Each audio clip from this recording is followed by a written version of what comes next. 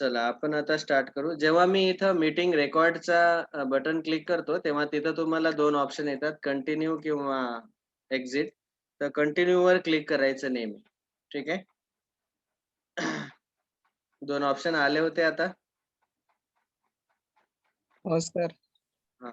त्याच्यावर कंटिन्यूवर क्लिक करायचं. कारण की आता रिसेंटली Zoomनी एक स्टार्ट केलंय, की जर का रेकॉर्ड करत असेल कोणी, तर तुम्हाला ते ऑप्शन देते, की एक्झिट करायचं का कंटिन्यू करायचं. तर कंटिन्यूवर क्लिक करायचं तुम्ही. मी रेकॉर्डिंग याच्यासाठी बनवतोय की जेणेकरून अ, नवीन मुलांना जसं मी तुम्हाला रेकॉर्डेड लेक्चर पाठवलेत, काही लोकांना मिस झाले त्यांचे लेक्चर तर ते ऐकू शकतात. ठीक आहे. अच्छा, पहिल्या 4 क्वेशनचं मी जे काही होमवर्क दिलं होतं त्याच्यामध्ये काही डाउट्स आहेत का कोणाला? सॉल्व्ह केलेत का तुम्ही? Yes sir. डाउट असतील तर विचारून घ्या.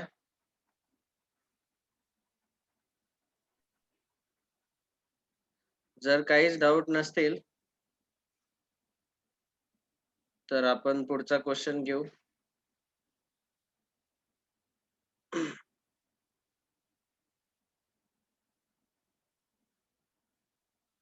हे पहिले 4 क्वेशन तुम्ही सॉल्व्ह केले असतील. बघा, तुम्ही वेळच्या वेळी जर होमवर्क सॉल्व्ह केलं, जसं मी तुम्हाला सांगितलं 12वी मध्ये सक्सेस फॉर्म्युला हाच आहे. सक्सेस फॉर्म्युला काय सांगितला होता? ज्या दिवशी जे होमवर्क दिले ते त्याच दिवशी कंप्लीट झालं पाहिजे प्रत्येक विषयाचं. That's all. जेवढं शिकवलंय तेवढं रिव्हिजन त्याच दिवशी पूर्ण झाली पाहिजे आणि त्याचं होमवर्क जे काही दिले ते त्याच्या त्याच दिवशी कंप्लीट झालं पाहिजे. This is the only success formula.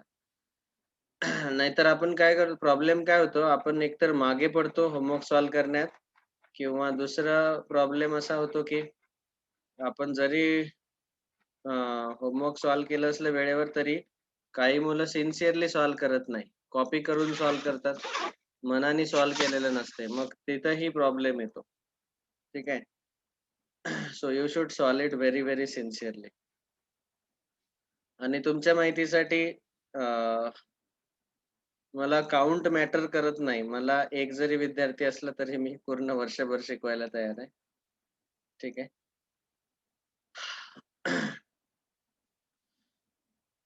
ओम बेटा, स्वागत आहे तुझं.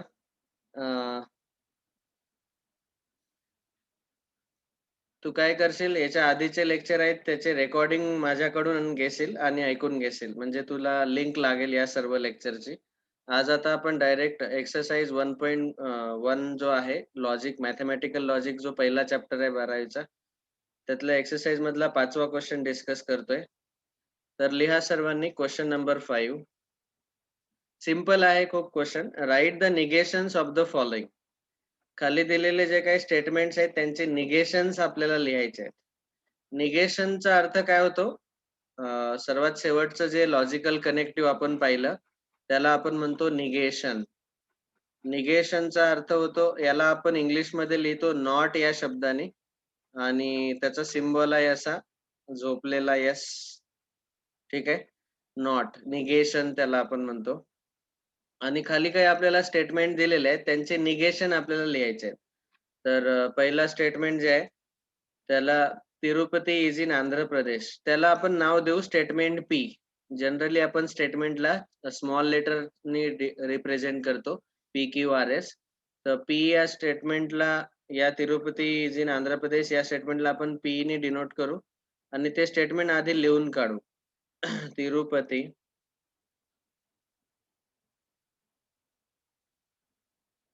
तिरुपती इज इन आंध्र प्रदेश. हे झालं गिव्हन स्टेटमेंट आणि त्याचं काय करायचं आपल्याला निगेशन. तर निगेशनला लिहिताना असं लिहायचं निगेशन पी. या स्टेटमेंटचं निगेशन घ्यायचं.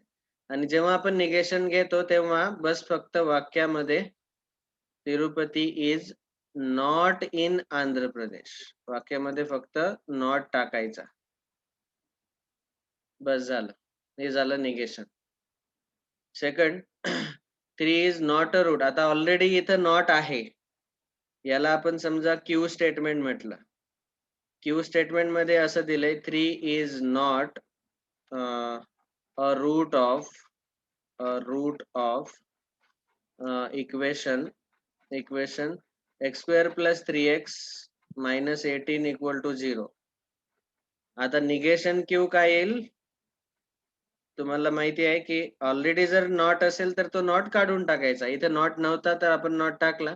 निगेशन मध्ये ऑलरेडी नॉट जर असेल तर त्याला काढून टाकायचं. तर त्याचं उलट होईल 3 is a root of equation x square plus 3x minus 18 equal to 0.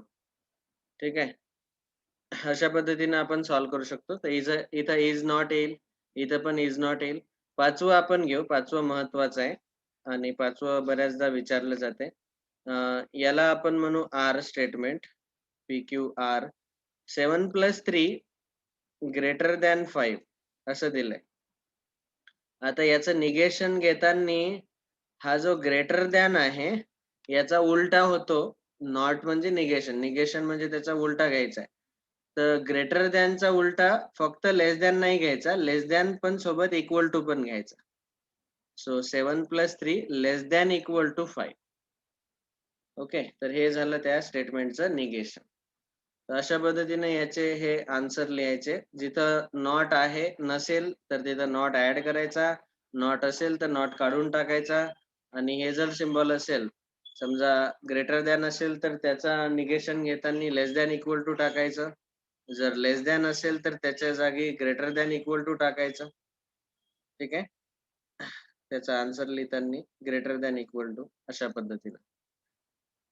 तर हा क्वेश्चन तुम्ही लिहून घ्याल. अशा पद्धतीने आपण पहिली एक्सरसाइज कंप्लीट केली, एक्सरसाइज 1.1. आता सर्वात महत्वाचा पार्ट या चॅप्टरचा स्टार्ट होतोय की ज्याच्यावर 3 मार्कचा क्वेश्चन फिक्स येतोच. 3 मार्कचा फिक्स या सब टॉपिक वर क्वेश्चन येतोच. एक तर तुम्हाला लॉजिकल इक्विव्हॅलन्स प्रूव्ह करायला सांगतात युजिंग ट्रूथ टेबल, किंवा टॉटॉलॉजी, कॉन्ट्रॅडिक्शन आणि कंटिन्जन्सी आहे की नाही हे चेक करायला सांगतात. बस या दोन पैकी एक क्वेश्चन नेहमी दरवर्षी 3 मार्कला फिक्स येतोच लॉजिक चॅप्टर मधला महाराष्ट्र बोर्ड मध्ये. तर आधी आपण काही ह्या डेफिनेशन जे आहेत त्या डेफिनेशन लिहून काढू. पहिली डेफिनेशन आहे स्टेटमेंट पॅटर्न. तर पुढचा पार्ट जो आहे 1.2 हा पार्ट आपण स्टार्ट करतो. याच्यामध्ये डेफिनेशन नंबर 1 स्टेटमेंट पॅटर्न.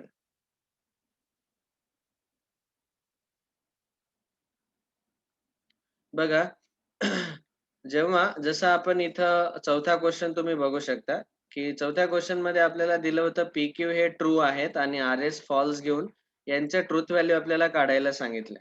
त्यांनी हे काय दिलंय, हे सिम्बॉलिक फॉर्म मध्ये तुम्हाला दिलेलं आहे. सिम्बॉलिक फॉर्म मध्ये देताना त्यांनी PQRS हे काय आहेत, स्टेटमेंट्स आहेत, सिंपल स्टेटमेंट्स आहेत आणि त्यांच्यामध्ये हे सिम्बॉल टाकलेत. ऑरचा V सिम्बॉल असतो, अँडचा असा उलटा V सिम्बॉल असतो, निगेशनचा हा झोपलेला yes, single arrow single implication, double arrow double implication. तर हे 5 सिम्बॉल टाकलेले आहेत मध्ये. कोणते कोणते? Or, and, negation, single implication आणि डबल इम्प्लिकेशन. हे 5 सिम्बॉल वापरून हे जे काही बनलेलं आहे यालाच म्हणतात स्टेटमेंट पॅटर्न. ओके, तर स्टेटमेंट पॅटर्न म्हणजे सिंपल आहे.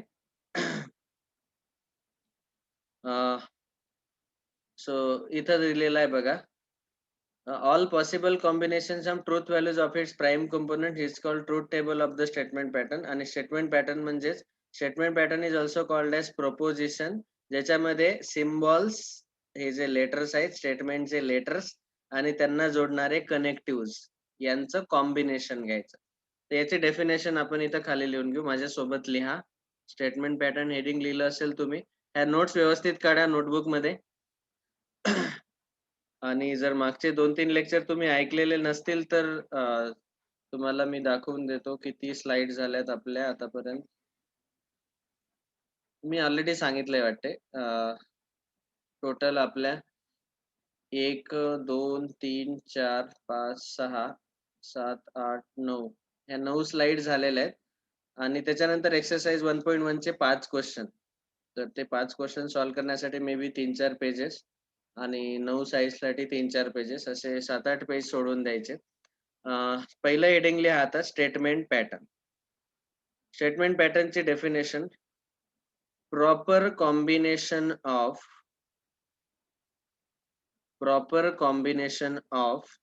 स्टेटमेंट पॅटर्न म्हणजे proper combination of statement letters and the logical connectives is called as statement pattern.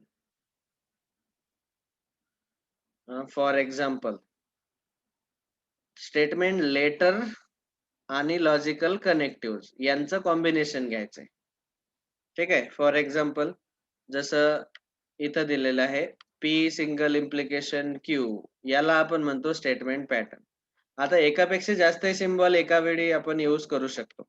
जसं आपण चौथ्या क्वेश्चन मध्ये पाहिलं होतं. तर इथं एक्झाम्पल मध्ये हे लिहून काढू आपण.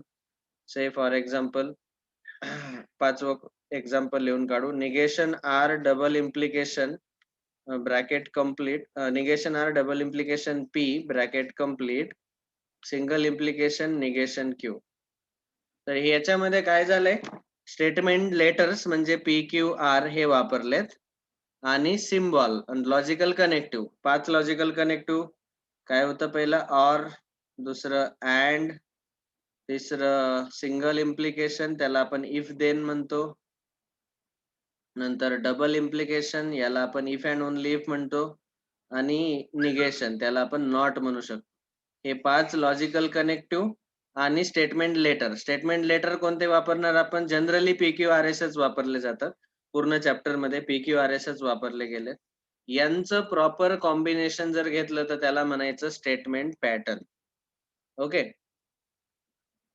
दुसरं स्टेटमेंट पॅटर्न झाल्यानंतर त्यांच्या आपण ट्रूथ व्हॅल्यूज काढू शकतो. ठीक आहे. तर ट्रूथ टेबल काढल्यानंतर त्यांचे जे काही ट्रूथ व्हॅल्यूज आहेत इथं सबस्टिट्यूट करू शकतो. जसं चौथ्या क्वेश्चन मध्ये आपण PQ च्या जागी T टाकला होता. PQR ट्रू स्टेटमेंट म्हणजे त्याच्या जागी T टाकला होता आणि RS च्या जागी F टाकला होता. त्याचे आपण ट्रूथ व्हॅल्यूज काढू शकतो. दुसरी डेफिनेशन आहे लॉजिकल इक्विव्हॅलन्स. ठीक आहे. तर ती डेफिनेशन लिहून काढू आपण. प्रश्नामध्ये हा शब्द वापरला जातो, logical equivalence. Prove that following statements are logically equivalent. तर लॉजिकल इक्विव्हॅलन्सचा अर्थ काय, तर सिंपल आहे. समजा जर का आपल्याला PQRS च्या ट्रूथ व्हॅल्यू माहिती असल्या आणि त्या ट्रूथ व्हॅल्यूच्या जागी आपण ट्रूथ व्हॅल्यूज जे TF हे जर घेतल्यानंतर लेफ्ट हँड साइड आणि राईट हँड साइड दोघांची ट्रूथ व्हॅल्यू जर सारखी येत असेल तर त्या दोन्ही स्टेटमेंटला आपण म्हणतो लॉजिकली इक्विव्हॅलंट स्टेटमेंट. जसं उदाहरणार्थ बघा इथं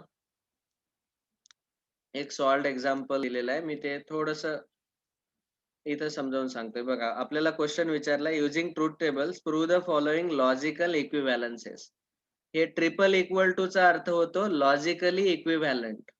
लॉजिकली इक्विव्हॅलंटचा अर्थ असा होतो की जसं तुम्ही इथं बघू शकता की इक्विव्हॅलंटच्या डावीकडे P अँड Q आहे आणि P अँड Q चा ट्रूथ टेबल जो आहे, जो कॉलम चौथा कॉलम आहे, त्या चौथ्या कॉलम मध्ये आपल्याला व्हॅल्यू भेटल्या TFFF. ट्रूथ व्हॅल्यू काय भेटल्या, TFFF. आणि ही जी राईट हँड साइड आहे, negation of P single implication negation P negation Q, याचा ट्रूथ टेबलचा जो कॉलम आहे याच्यामध्ये पण व्हॅल्यू भेटल्या TFFF. म्हणजे चौथा आणि 6वा कॉलम मध्ये ट्रूथ व्हॅल्यू सारख्याच आल्यात. जेव्हा अशा ट्रूथ व्हॅल्यू सेम येतात तेव्हा त्याला आपण म्हणतो की हे दोन्ही कसे आहेत, लॉजिकली इक्विव्हॅलंट. आणि लॉजिकली इक्विव्हॅलंटला आपण डिनोट करतो असे ट्रिपल इक्वल टू नी, अशा 3 आडव्या लाईन दाखवायच्या. ओके. म्हणजे त्यांचा जर ट्रूथ टेबल सारखा असेल, ट्रूथ टेबलचे कॉलम सारखे असतील तर त्या दोन्ही स्टेटमेंट पॅटर्नला आपण म्हणतो दे आर लॉजिकली इक्विव्हॅलंट. हे दोन्ही काय आहेत, स्टेटमेंट पॅटर्न आहेत. आणि ते लॉजिकली इक्विव्हॅलंट केव्हा असणार, जेव्हा त्यांच्या ट्रूथ व्हॅल्यू अशा सारख्या येणार, कॉलम त्यांचे सारखे येणार. तर तेच लिहायचं आहे आपल्याला, लॉजिकल इक्विव्हॅलन्स. याचा अर्थ काय होतो की त्यांच्या ट्रूथ व्हॅल्यूज जे आहेत त्या सारख्या येतील. ठीक आहे.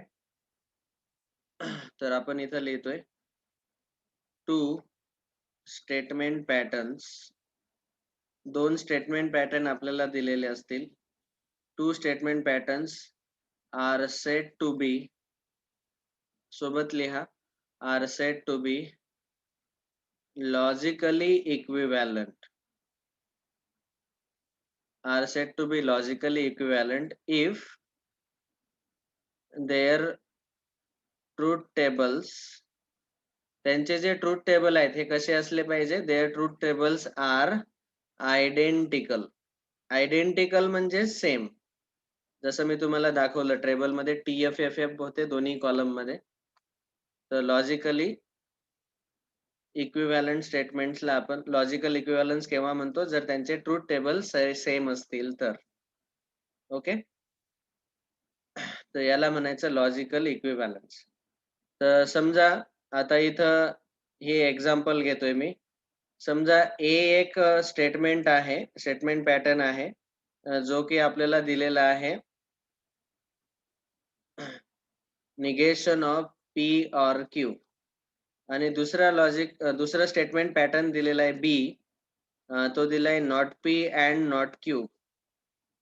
आणि हे यांचा ट्रूथ टेबल जर आपण ड्रॉ केला, आपण ते शिकणार आहे ट्रूथ टेबल कसा काढायचा. यांचा ट्रूथ टेबल आपण जर ड्रॉ केला तर या दोघांचे जे कॉलम आहे हे सारखे येतात, म्हणून आपण त्याला असं म्हणू शकतो therefore A is logically equivalent with B. A is logically equivalent with B म्हणजे त्या दोघांचा ट्रूथ टेबल सारखा येतो. हे आपण चेक पण करणार आहे. मी हे एक्झाम्पल मध्ये याच्यासाठी घेतलंय की आपण नंतर निगेशन चेक पण करणार आहे. हे ऑरचं निगेशन घेतलंय आपण, पी ऑर क्यू जो आहे त्याचं निगेशन. फक्त एक्झाम्पल लिहिण्यासाठी खाली लिहून घ्या. स्टेटमेंट पॅटर्न ए असा दिलाय, स्टेटमेंट पॅटर्न बी असा दिलाय, आणि ते जर दोन्ही लॉजिकल इक्विव्हॅलंट असतील तर त्याला आपण असं ट्रिपल इक्वल टू म्हणून लिहितो. ठीक आहे, ही झाली दुसरी डेफिनेशन, लॉजिकल इक्विव्हॅलन्स. झालं का लिहून सर्वांचं? Yes, sir. समजलं सर्वांना? काही डाऊट आहे याच्यात? नाही सर. ओके, तर स्टेटमेंट पॅटर्नचा अर्थ होतो स्टेटमेंट लेटर आणि हे जे 5 कनेक्टिव्ह आहे यांना प्रॉपरली कंबाईन करायचं. आणि लॉजिकली इक्विव्हॅलंट म्हणजे त्यांचा ट्रूथ टेबल इक्वल येईल, आणि लिहिताना त्याला ट्रिपल इक्वल टू वापरायचं. ए इज लॉजिकली इक्विव्हॅलंट विथ बी, त्याला असं वाचायचं. पाहिजे तर साईडला हे लिहून घ्या, ए इज लॉजिकली, ह्याला वाचायचं कसं मी लिहून देतो, लॉजिकली इक्विव्हॅलंट टू बी असं वाचायचं. त्याला ट्रिपल इक्वल टू नाही म्हणायचं, त्याला लॉजिकली इक्विव्हॅलंट असं वाचायचं.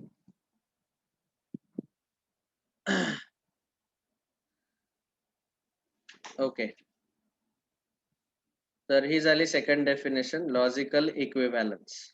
ट्रूथ टेबल जर सारखे असतील तर. नंतर तिसरं आपल्याला दिलेलं आहे टॉटॉलॉजी, कॉन्ट्रॅडिक्शन अँड कंटिंजन्सी. या तीनही डेफिनेशन एकत्र दिल्यात. हे खूप सिंपल आहे.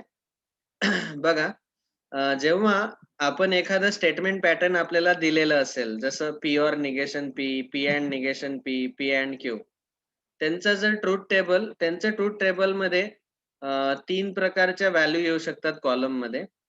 एक तर मी तुम्हाला एक्झाम्पलच दाखवतो डायरेक्ट. एक तर शेवटी या स्टेटमेंट पॅटर्नचा ट्रूथ टेबल यांनी शेवटचा जो कॉलम आलाय तो काढलेला आहे. तर इथं सर्व काही टी टी टी टी भेटलेत, सर्व काही ट्रू भेटलेत. इथं 2 फॉल्स भेटले, 2 ट्रू भेटले.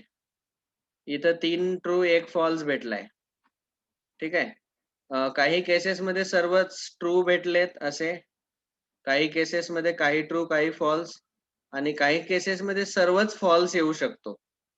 तर अशा केसेस यांनी इथं दाखवलेल्या नाहीत, पण आणखी पुढे एक्झाम्पल दिलेत. बघा, इथं सर्वच काही फॉल्स आले. शेवटचा जो कॉलम आहे त्याच्यामध्ये या स्टेटमेंट पॅटर्नचं जे ट्रूथ व्हॅल्यूज आहेत ह्या सर्व फॉल्स आल्यात. इथं काही ट्रू काही फॉल्स आल्यात, इथं पण काही ट्रू काही फॉल्स आल्यात, इथं सर्व काही ट्रू आल्यात. तर 3 प्रकारचे आउटपुट तुम्हाला भेटू शकतात. एक तर सर्वच ट्रू भेटतील, किंवा सर्वच फॉल्स भेटतील ट्रूथ व्हॅल्यू, किंवा काही ट्रू काही फॉल्स भेटतील. तर या 3 डेफिनेशन ज्या आहेत, याचा तोच अर्थ होतो.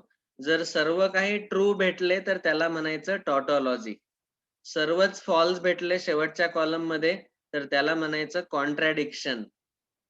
आणि काही ट्रू काही फॉल्स भेटले तर त्याला म्हणायचं कंटिंजन्सी. ओके. तर ह्या 3 डेफिनेशन आपण लिहून घेणार आहे. सो डेफिनेशन नंबर 4 त्याला म्हणणार आपण definition number 3 tautology. Tautology means याला शॉर्ट मध्ये लिहू आपण. इथं डेफिनेशन क्लिअरली दिले की a statement pattern whose truth value is true for all possible combination of truth values of its prime component. Prime component म्हणजे काय? हे जे सर्व p आणि निगेशन p जे आहेत या सर्वांसाठी t आपण ह्या वेगवेगळ्या ट्रूथ व्हॅल्यू घेऊन बघतो. तुम्हाला आठवत असेल की p च्या कॉलम मध्ये TTFF घेतो, q च्या कॉलम मध्ये TFTF घेतो. तर हे सर्व कॉम्बिनेशन आपण याच्यामध्ये कव्हर करतो. दोन्ही ट्रू, एक फॉल्स, पहिला फॉल्स दुसरा ट्रू आणि दोन्ही फॉल्स. ह्या चारही कॉम्बिनेशन साठी जर का आपल्याला आन्सर शेवटचं सर्व काही टी भेटत असतील, ट्रू भेटत असतील, टी तर त्याला म्हणायचं टॉटॉलॉजी. मी एकदम शॉर्ट मध्ये लिहितोय. Truth table gives all T. सर्व काही ट्रू जर व्हॅल्यू भेटल्या तर त्याला म्हणायचं टॉटॉलॉजी. चौथी डेफिनेशन कॉन्ट्रॅडिक्शन. कॉन्ट्रॅडिक्शन म्हणजे काय? Truth table gives all F. सर्व काही फॉल्स आले शेवटच्या कॉलम मध्ये तर त्याला म्हणायचं कॉन्ट्रॅडिक्शन. आणि पाचवी डेफिनेशन कॉन्टिंजन्सी. हे स्पेलिंग लक्षात ठेवा. कॉन्टिंजन्सी. कॉन्टिंजन्सी मीन्स आपण असं म्हणू शकतो, it is neither tautology nor contradiction. म्हणजे सर्व ट्रू आणि कॉन्ट्रॅडिक्शन. सर्वच ट्रू आणि सर्वच फॉल्स येणार नाहीत. काही ट्रू आणि काही फॉल्स येतील. म्हणून लिहिताना आपण लिहिले contingency it is neither tautology nor contradiction. त्याला म्हणायचं कंटिंजन्सी. ओके. इथं पाहिजे तर आपण ब्रॅकेट मध्ये लिहून टाकू. सम काही ट्रू भेटतील, सम म्हणजे काही ट्रू आणि सम फॉल्स, असं ब्रॅकेट मध्ये लिहिले आपल्याला समजावं याच्यासाठी. ठीक आहे. That's all. तर सर्व फॉल्स आले तर कॉन्ट्रॅडिक्शन, सर्व ट्रू आले तर टॉटॉलॉजी, आणि काही ट्रू नायदर टॉटॉलॉजी नॉर कॉन्ट्रॅडिक्शन असेल तर त्याला म्हणायचं कंटिंजन्सी. ओके. आता तुम्ही हे जे सर्व 5 लॉजिकल कनेक्टिव्हज आहेत हे आपण ऑलरेडी शिकलेलं आहे. बघा, जर आपण निगेशन घेतला तर निगेशन p घेतला इथं, तर निगेशन घेताना t चा f होतो आणि f चा t होतो. अँड घेताना तुम्हाला माहिती आहे की दोन्ही ट्रू असतील तरच ट्रू येतो, नाहीतर बाकी सर्वांसाठी आन्सर फॉल्स येते. ऑर घेताना दोन्ही फॉल्स असतील तर फॉल्स येते, बाकी सर्वांसाठी ट्रू येते. सिंगल इम्प्लिकेशन मध्ये TF असेल तर त्याचा F येतो, बाकी सर्व ट्रू येतात. आणि डबल इम्प्लिकेशन मध्ये दोन्ही सारखे इनपुट असतील तर त्याचा आन्सर ट्रू येते. आणि वेगवेगळे जर असतील, PQ वेगवेगळे आहेत, एक ट्रू आहे एक फॉल्स आहे, एक फॉल्स आहे एक ट्रू आहे, तर त्याचा आन्सर फॉल्स येते. हे आठवत असेल तुम्हाला. हे टेबल तुमच्या लक्षात असणं आवश्यक आहे. ओके. आणि सॉल्व करताना प्रायोरिटी वाईज असे सॉल्व करायचे. आधी निगेशन, नंतर ऑर, नंतर अँड, नंतर सिंगल इम्प्लिकेशन, नंतर डबल इम्प्लिकेशन. तर याला आपला बॉडमास रूल म्हणू शकतो आपण. जसं आपण लहानपणी शिकायचो ना, बॉडमास रूल. तर ब्रॅकेट आधी, नंतर ऑफ, नंतर डिव्हिजन, मल्टिप्लिकेशन, ऍडिशन, सबट्रॅक्शन. त्या पद्धतीने इथं यांचा बॉडमास रूल जो आहे, तर इथं आपण असं शॉर्ट मध्ये लिहू, सिक्वेन्स, नोट म्हणून लिहू खाली, note sequence of solving. Solve करताना सिक्वेन्शियली आधी निगेशन सॉल्व करायचं, नंतर ऑर, अँड, सिंगल इम्प्लिकेशन, नंतर डबल इम्प्लिकेशन. प्रायोरिटी कुणाला द्यायची?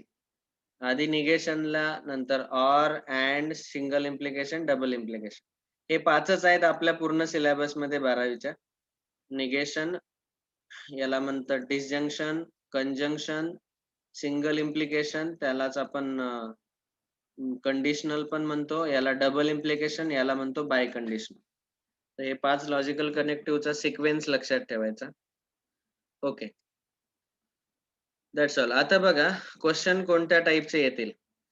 Construct the truth table for each of the following statement pattern. तुम्हाला हे स्टेटमेंट पॅटर्न दिलेले असतील आणि त्यांच्यासाठी असा ट्रूथ टेबल आपल्याला कन्स्ट्रक्ट करावा लागेल. हा पहिला टाइपचा क्वेश्चन. नंतर दुसऱ्या टाइपचा क्वेश्चन जो आहे तो असेल की प्रूव्ह द लॉजिकल इक्विव्हॅलन्स. मग काय करू आपण डाव्या बाजूसाठी जसं इथं चौथा कॉलम आहे तिथं ट्रूथ टेबल त्यांनी कन्स्ट्रक्ट केलाय आणि राईट हँड साइड साठी उजव्या बाजूसाठी ट्रूथ टेबल कन्स्ट्रक्ट केलाय आणि दोन्ही कम्पेअर करायची, तुलना करायची. बघा इथे यांनी तुलना केली. Column 4 and 6 are identical. हे दोन कॉलम आयडेंटिकल आहेत म्हणजे सेम आहेत, सारखे सारखे आहेत. तर आपण म्हणू शकतो की हे दोन्ही कसे आहेत लॉजिकली इक्विव्हॅलंट, कारण त्यांच्या ट्रूथ व्हॅल्यू सारख्याच आल्या. डावी बाजू आणि उजवी बाजू हे जे आपल्याला चेक करायला सांगितले. ओके. हा दुसऱ्या टाइपचा क्वेश्चन. ट्रूथ टेबलचा वापर करून लॉजिकल इक्विव्हॅलन्स प्रूव्ह करायचा. आणि तिसरा क्वेश्चन असेल की टॉटॉलॉजी आहे का कॉन्ट्रडिक्शन आहे का कंटिन्जन्सी आहे चेक करा. चेक कसं करणार? बस परत असाच ट्रूथ टेबल प्लॉट करायचा, याचा ड्रॉ करून घ्यायचा. शेवटचा कॉलम चेक करायचा. सर्व ट्रू आले तर टॉटॉलॉजी, सर्व फॉल्स आले तर कॉन्ट्रडिक्शन आणि काही ट्रू काही फॉल्स आले तर कॉन्टिन्जन्सी आहे असं लिहायचं. जसं इथं बघा शेवटचं वाक्य लिहिलंय, all the truth values in the last column are F, so hence it is contradiction. Truth values in the last column are not identical. काही ट्रू आहेत काही फॉल्स आहेत, हेन्स इट इज कॉन्टिन्जन्सी. अशा पद्धतीने आपण आन्सर लिहू शकतो. ठीक आहे. तर हे 3 क्वेश्चन जे आहेत ऍज इट इज आपल्या एक्सरसाइज 1.2 मध्ये दिलेले आहेत. तर आधी आपण यांच्यासाठी ट्रूथ टेबल कसे ड्रॉ करायचे हे डिस्कस करू. ट्रूथ टेबल ड्रॉ करणंच महत्वाचं गोल आहे या एक्सरसाइज मध्ये. एकदा का तुम्हाला ट्रूथ टेबल आले की मग तुम्ही चेक करू शकता की लॉजिकली इक्विव्हॅलंट आहेत का, त्यांचे ते दोन कॉलम सारखे सारखे भेटले का आणि टॉटॉलॉजी, कॉन्ट्रडिक्शन, कॉन्टिन्जन्सी पण आहे की नाही चेक करू शकतो. ठीक आहे. तर आपण ट्रूथ टेबल कन्स्ट्रक्ट कसे करायचे त्याच्यासाठी थोडंसं शॉर्ट मध्ये डिस्कशन घेऊ. जर का आपल्याला दोनच इनपुट दिले असतील पी आणि क्यू, तर नेहमी लक्षात ठेवायचं की इथं टी टी एफ एफ आणि टी एफ टी एफ असे 4च रांगा घ्यायच्या. 4 रोज घ्यायचे, 4 रोज. Okay.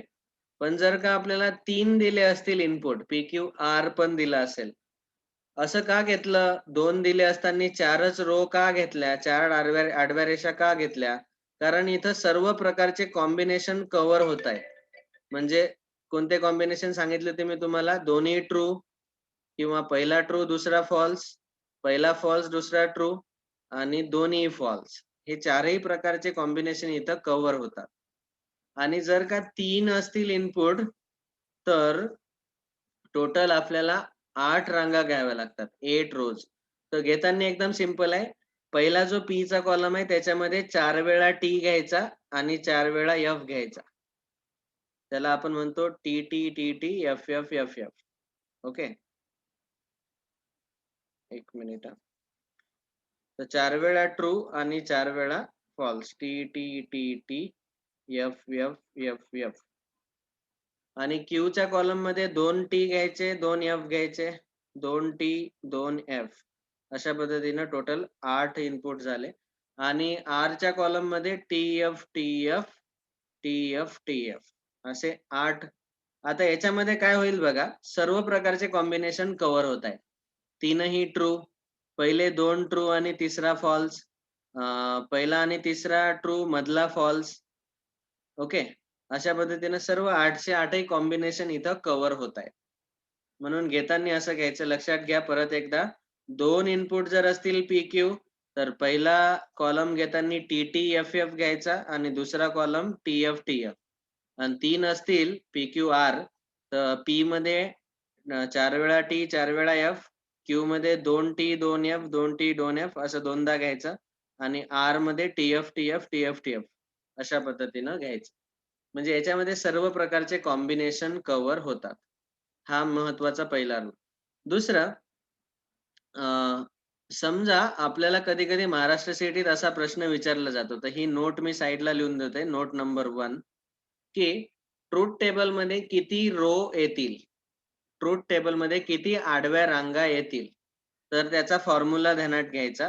Number of rows in truth table is equal to 2 raise to number of letters.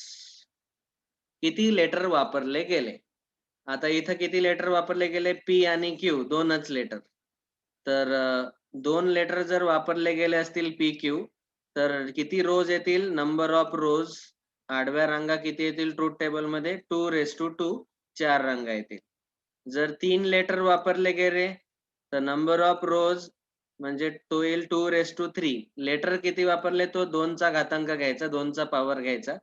So अशा पद्धतीने आपल्याला 4 रोज 8 रोज अशा भेटतील. हा सीटी मध्ये कधी-कधी डायरेक्ट क्वेश्चन विचारला जातो की किती रो असतील? हा सिंपल आहे रो. नंतर दुसरा येतो की कॉलम किती येतील?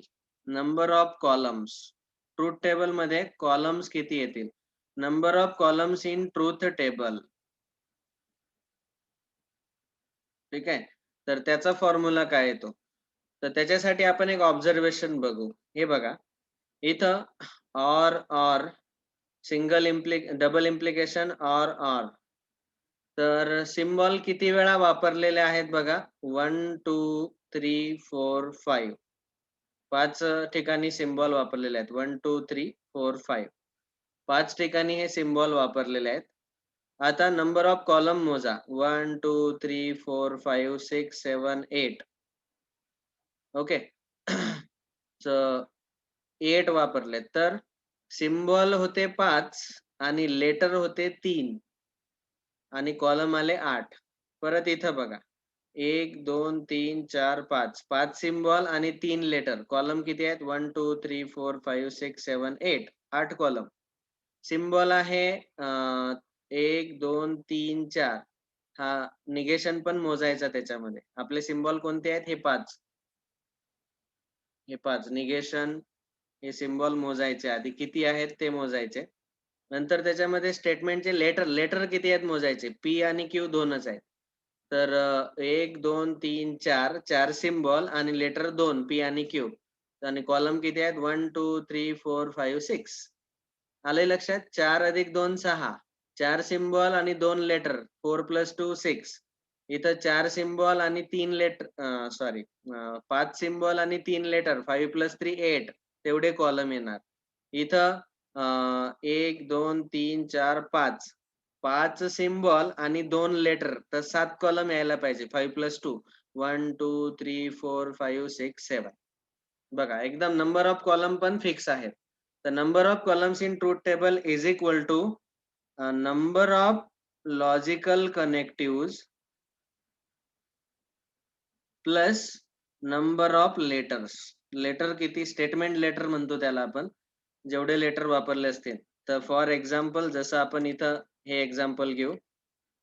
P and Q ब्रॅकेट मध्ये and ब्रॅकेट मध्ये negation P or negation Q. तर इथं नंबर ऑफ लॉजिकल कनेक्टिव्ह किती आहेत? ते रिपीट जरी झाले तरी प्रत्येकाला काउंट करायचं. 1 2 3 4 5 5 प्लस लेटर किती वापरलेत? पी आणि क्यू दोनच लेटर वापरले. 5 + 2 7.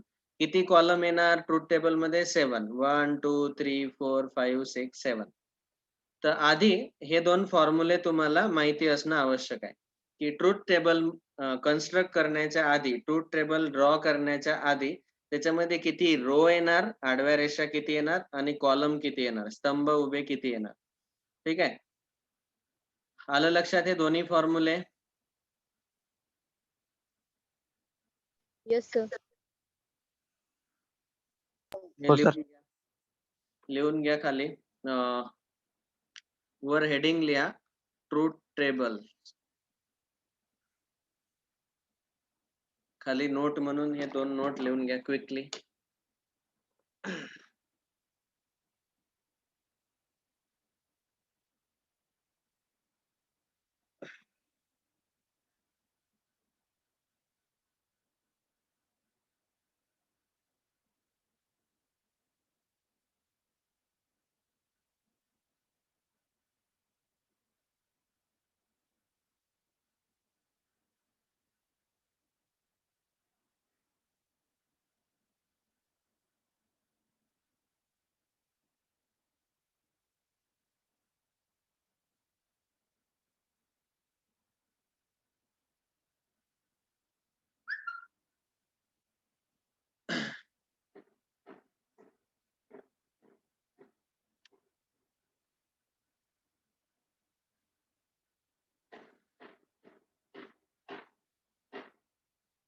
लॉजिकल कनेक्टिव्ह मोजताना परत एकदा सांगतोय, इथं नंबर ऑफ लॉजिकल कनेक्टिव्ह मोजताना रिपीट जरी झाली तरी त्यांचा काउंट पकडायचा. जसं इथं अँड 2 वेळा आलाय, पण तरी पण त्याला काउंट करायचं.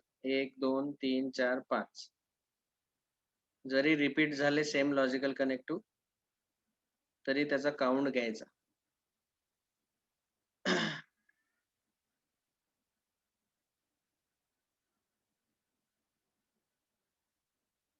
याच्यावरनं तुमच्या एक हे लक्षात येईल, की ट्रुथ टेबल ड्रॉ करताना काही जर चूक झाली तर ते पण लक्षात येते, की कॉलम आणि रो किती आले आपले. जर शेवटचं उत्तर चुकलं तर आपल्या लक्षात येऊ शकतं. बरं, मीटिंग तुम्ही परत जॉइन करा. आपण आणखी 10 मिनिट घेऊ. पुढचा क्लास आहे का तुम्हाला कुठला 12 वाजता? No sir. No sir. आणखी 10 सर. मिनिटं घेऊ शकतो आपण?